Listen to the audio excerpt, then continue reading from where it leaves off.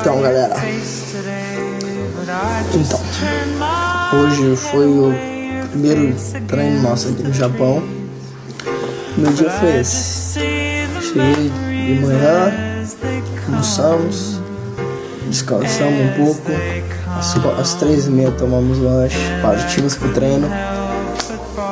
Voltamos, agora acabei de jantar e agora tô aqui no quarto. Já dormirei. Valeu!